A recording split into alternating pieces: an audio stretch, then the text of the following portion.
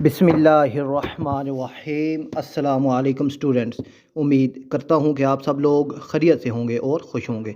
तो बच्चों, class 10th मुताला Pakistan यानी कि पाकिस्तान स्टडी का जो मॉडल पेपर हमने आपसे शेयर किया था, तो आज उसके एमसीक्यूज़ आपसे डिस्कस किए जाएंगे। तो ये एमसीक्यूज़ इंग्लिश में है, तो परेशान नहीं होना, साथ आपको उर्दू भी समझाई जाएगी।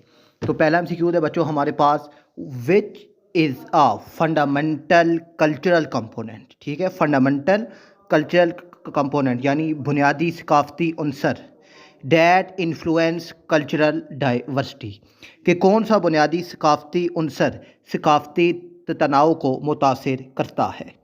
तो इसका दुरुस्त जवाब है बच्चों लैंग्वेज, ज़बान। ठीक है, अब ज़बान लोगों की पहचान, ख़यालात या रवायात को ज़ाहिर करती है, इसलिए ये सकाफ़ती तनाव में अहम किरदार अदा करती है। तो फर्स्ट का जवाब है लैंग्वेज, ज़बान। दूसरा एमसीक्यूज़ है बच्चों हमारे पास, Urdu was chosen as the national language of Pakistan two, कि उर्दू को पाकिस्तान की कौमी ज़बान क्यों बनाया गया था। तो ये इसलिए कि foster a common identity across different linguistic group. ठीक है, कि मुख्तलिफ जो ज़बान बोलने वाले लोग हैं, इनके दरमियान एक कौमी शनाख्त पैदा करने के लिए उर्दू को कौमी ज़बान बनाया गया था। ठीक है, उर्दू एक मुश्तरका ज़बान है जो पूरे पाकिस्तान को जोड़ती है। थर्ड है, what relationship encompassed citizenship between individual and state, के जो सिटीजनशिप है यानी फ़र्द और रियासत के दरमियान जो शहरियत है, उसका ताल्लुक़ क्या कहलाता है। तो इसका दुरुस्त जवाब है बच्चों एलिजियंस यानी वफ़ादारी। ठीक है, शहरी और रियासत के दरमियान वफ़ादारी और ज़िम्मेदारी का ताल्लुक़ होता है।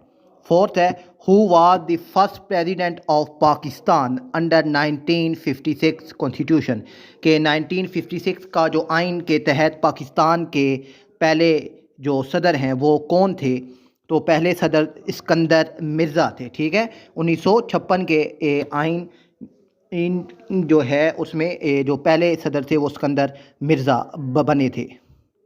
फिफ्थ है, which system of government was establish by the constitution of 1973, के 1973 के आइन के तहत कौन सा निज़ाम हुकूमत जो है वो लागू किया गया। तो जो है इसका दुरुस्त जवाब वो है पार्लियामेंट्री सिस्टम यानी पार्लिमानी निज़ाम। ठीक है ना, पार्लिमानी निज़ाम में क्या होता है कि वज़ीर आज़म के पास इख्तियार होते हैं, जो पार्लिमानी निज़ाम की खासियत है।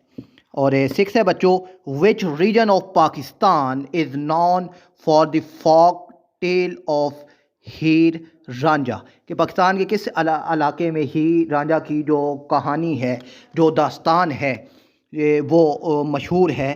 तो ये पंजाब में है। ठीक है, पंजाब में ही रांझा की जो लोक दास्तान है ये मशहूर है।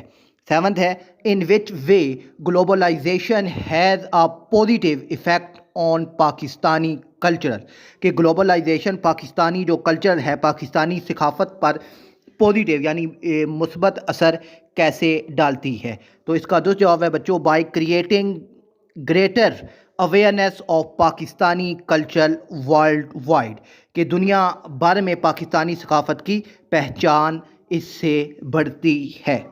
ठीक है, ग्लोबलाइजेशन से दुनिया पाकिस्तान की सकाफ़त को जान सकती है, पहचान सकती है या इससे रोशना हो सकती है।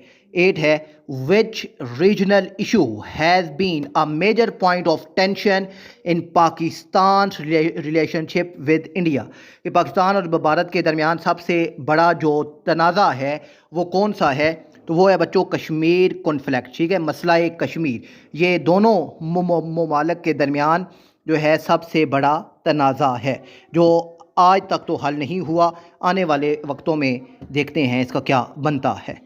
और 9th है बच्चों दी वुमेन्स प्रोटेक्शन बिल 2006। ठीक है, इन पाकिस्तान वाज इंट्रोड्यूस टू, कि पाकिस्तान में वुमेन प्रोटेक्शन बिल 2006 में क्यों मुतारफ़ करवाया गया था। इसलिए कि protect women against domestic violation, यानी घरेलू जो तशद्दुद होता है औरतों पर, उससे बचाने के लिए ये बिल पास किया गया था। ठीक है, एक इस बिल का ये मकसद था कि ख़वातीन के हकूक़ का तहफ़्फ़ुज़ किया जा सके। और 10th है, what is the most important outcome of digital citizenship, के डिजिटल शहरियत का सबसे अहम जो आउटकम है, नतीजा है, वो क्या है? नॉलेज एंड स्किल्स, के इल्म और महारत। ठीक है, डिजिटल शहरियत लोगों को बेहतर मालूमात और महारत देती है। ठीक है, तो ये बच्चों ये इम्पोर्टेंट MCQs थे। तो मज़ीद इंशाल्लाह इम्पोर्टेंट MCQs आपसे शेयर किए जाएंगे। अपना ख्याल रखिएगा। अल्लाह हाफिज़।